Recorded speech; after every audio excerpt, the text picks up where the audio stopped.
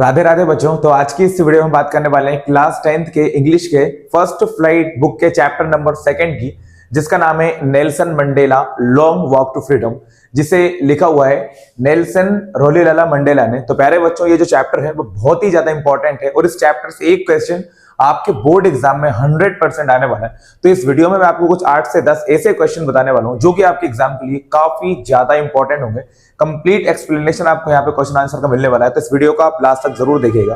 प्यारे बच्चों, इसी चैप्टर की कंप्लीट वीडियो भी आपको प्रोवाइड की जाएगी हमारे चैनल पे, लेकिन अभी फिलहाल के लिए मैं आपको कुछ क्वेश्चन यहाँ डिस्क्राइब कर देता हूँ। फिलहाल के लिए मैं स्टोरी को बताता हूँ कि हुआ क्या है। तो प्यारे बच्चों, इस चैप्टर के अंदर साउथ अफ्रीका के first black president Nelson Mandela की बायोग्राफी दिखाई गई है। कैसे उन्होंने साउथ अफ्रीका से जो डिस्क्रिमिनेशन था उसको खत्म किया प्रेसिडेंट बनने के बाद में, वहां की पॉवर्टी, गरीबी, डिप्राइवेशन को किस तरह से उन्होंने विन किया, उसको लोगों को किस तरह से एक ट्रस्ट दिया, और वहां जो डिप्राइवेशन चलता था, लोगों के बीच में जो डिस्क्रिमिनेशन था, मतभेद था, किस तरह से उसको खत्म किया। इस पूरी बात को यहाँ पे डिस्क्राइब किया गया है। फिलहाल के लिए मैं आपको चैप्टर तो अभी डिस्क्राइब नहीं करूं, लेकिन हाँ, इसके कुछ क्वेश्चंस जो है मैं बहुत बढ़िया तरीके से आपके सामने एक्सप्लेन करूंगा, तो आपको कंप्लीटली जो भी आपके एग्जाम में आने वाला है सॉल्यूशन यहाँ मिल जाने वाला है। तो चलिए हम इस चैप्टर के स्टार्ट करते हैं। तो पहले बच्चों, सबसे पहले नंबर का जो क्वेश्चन आपके एग्जाम में आ सकता है, सबसे ज्यादा इंपॉर्टेंट क्वेश्चन है, वो ये रहेगा कि where did the ceremony take place. जो नेल्सन मंडेला थे, जब वो फर्स्ट प्रेसिडेंट साउथ अफ्रीका के बन रहे थे, तो वो सेरेमनी कहां पे हुई थी। Where did the ceremony take place, ceremony कहां पर हुई थी।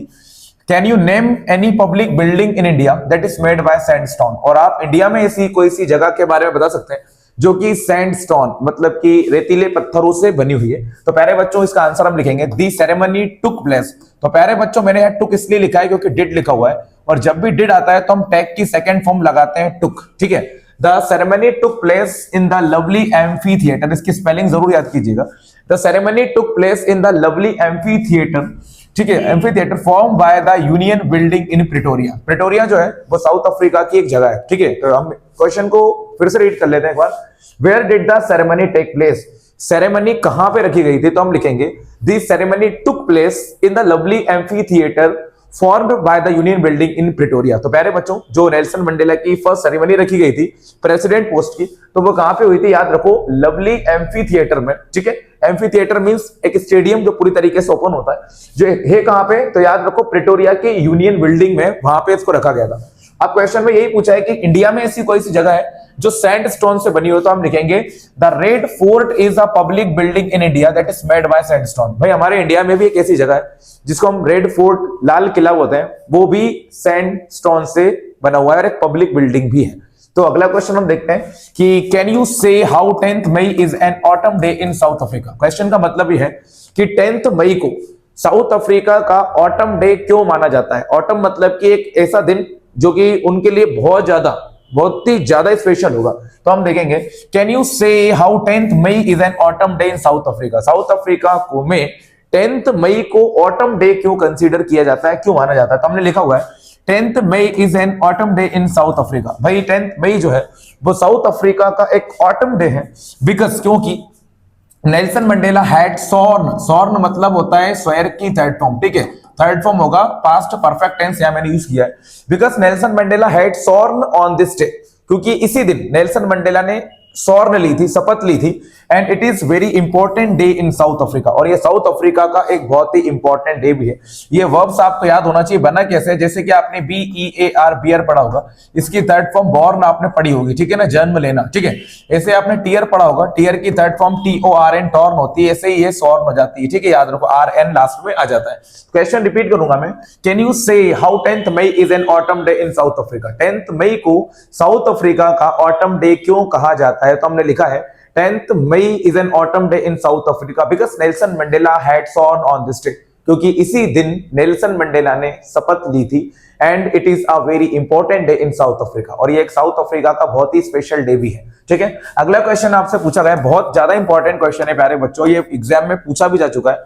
What does Mandela thank the international leaders for. Nelson Mandela ने किस लिए इंटरनेशनल लीडर को थैंक कहा था। तो प्यारे बच्चों, हुआ यह था कि उस सेरेमनी में कई सारे इंटरनेशनल जो लीडर्स हैं वो भी उन्होंने भी इसे अटेंड किया था, तो नेल्सन मंडेला ने उन्हें थैंक कहा था। तो क्वेश्चन यही पूछा है, what does Mandela thank the international leaders for, कि क्या कारण था कि नेल्सन मंडेला जो थे वो इंटरनेशनल लीडर्स को थैंक कहते हैं। तो हमने लिखा है मंडेला थैंक्स। तो प्यारे बच्चों मैंने थैंक के साथ एस यूज किया है, ये यहाँ पे डज लगा हुआ है, प्रेजेंट इंडेफिनिट टेंस जो है यहाँ पे यूज हो रहा है इसलिए, ठीक है। Mandela thanks the international leaders for, Nelson Mandela ने इंटरनेशनल लीडर्स को थैंक्स कहा है, ठीक है।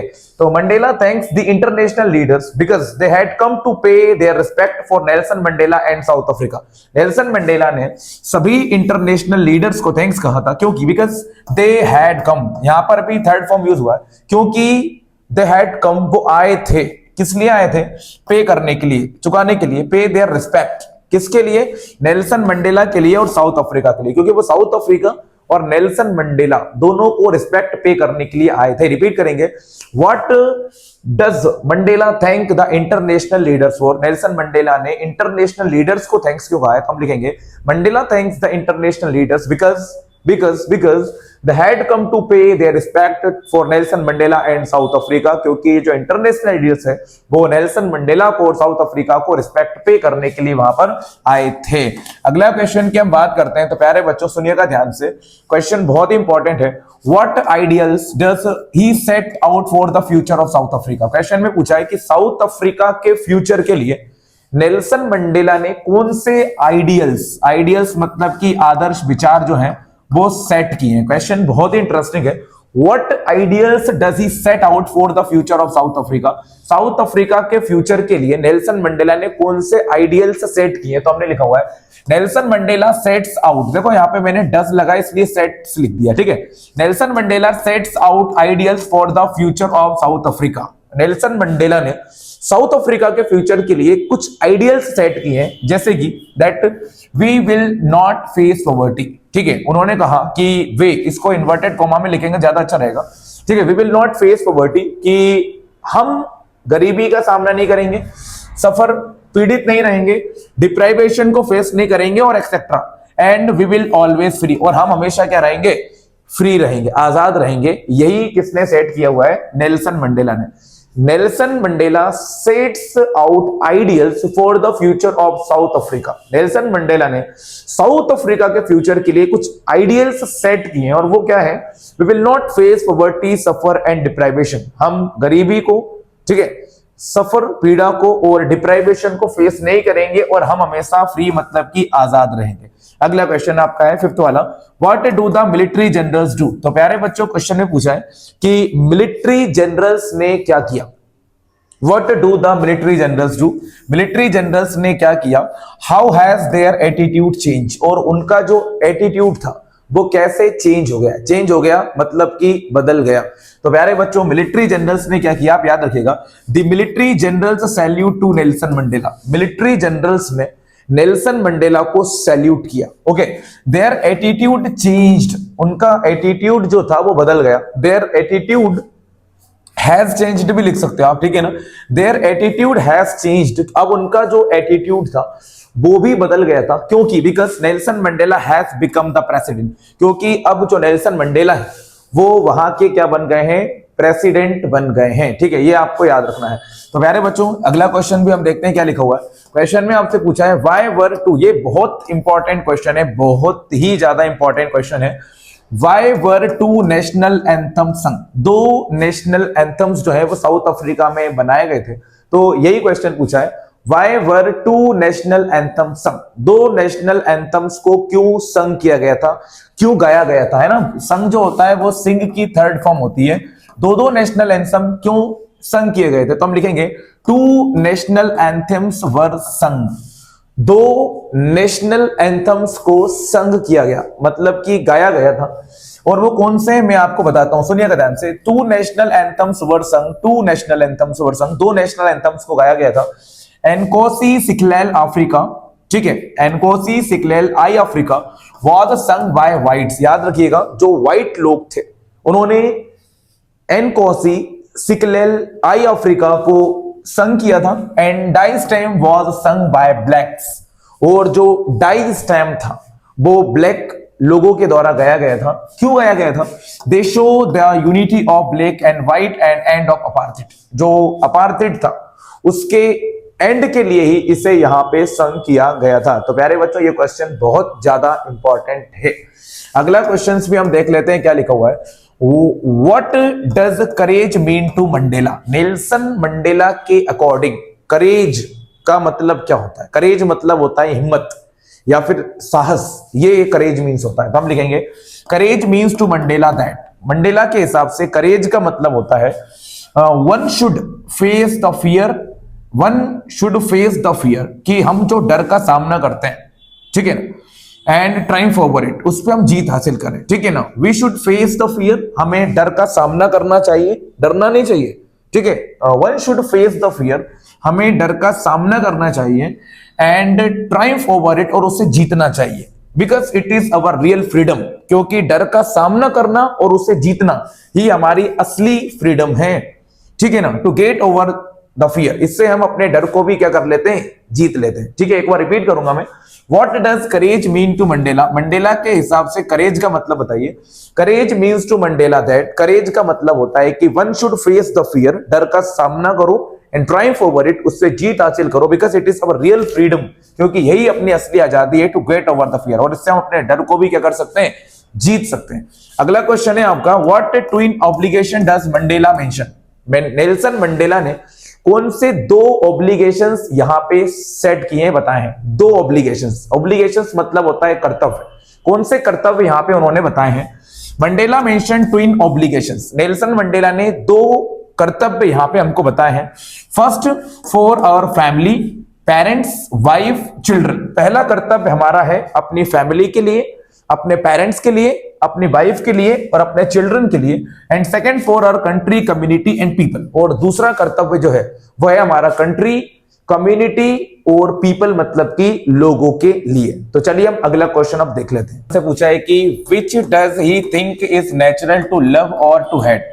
इनमें से ऐसी कौन सी चीज है जो हमें नेचुरली मिलती है, मतलब कि प्रकृति से ही हमको मिलती है, लव या फिर हेट? नेल्सन मंडेला के हिसाब से हमको बताना है।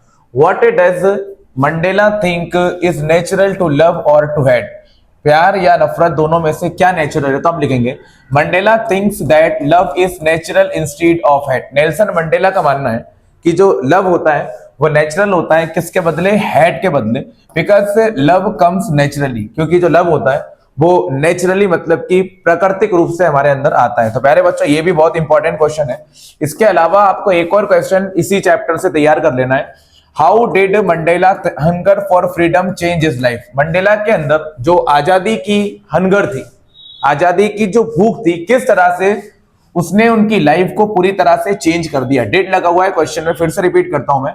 How did Mandela hunger for freedom change his life? Nelson Mandela के अंदर जो फ्रीडम मतलब आजादी की जो भूख थी, किस तरह से उसने उनकी लाइफ को चेंज कर दिया। तो हमने लिखा है Mandela hunger for freedom changed him into a great and respectable man. Nelson Mandela के अंदर जो हंगर थी फ्रीडम की, उसने उन्हें चेंज कर दिया एक ग्रेट और एक रिस्पेक्टेबल मैन के अंदर। रिपीट करेंगे, आंसर क्या लिखा है? Mandela hunger for freedom changed him into a great and respectable man. Nelson Mandela के अंदर फ्रीडम मतलब आजादी की जो हंगर थी, उसने उन्हें चेंज कर दिया एक ग्रेट और एक रिस्पेक्टेबल मैन के अंदर। He worked day and night for it. इसके लिए नेल्सन मंडेला ने दिन रात मेहनत की। He spend many years in prison. कई साल उन्होंने जेल में बिताए। For getting freedom for his country. अपने देश को क्या दिलाने के लिए? आजादी दिलाने के लिए। तो प्यारे बच्चों इस वीडियो में मैंने आपको सारे वो क्वेश्चंस कंप्लीट करा दिए हैं जो कि आपके एग्जाम के लिए बहुत ज्यादा नेसेसरी होने वाले हैं। अगर आपको ये वीडियो पसंद आता है तो लाइक करें और इसे उन लोगों के पास शेयर जरूर करें जो कि आप एग्जाम की तैयारी करने में लगे हुए 10th क्लास की। और चैनल को सब्सक्राइब आप जरूर कीजिएगा, इससे हम काफी ज्यादा मोटिवेटेड होते हैं। Thanks for watching.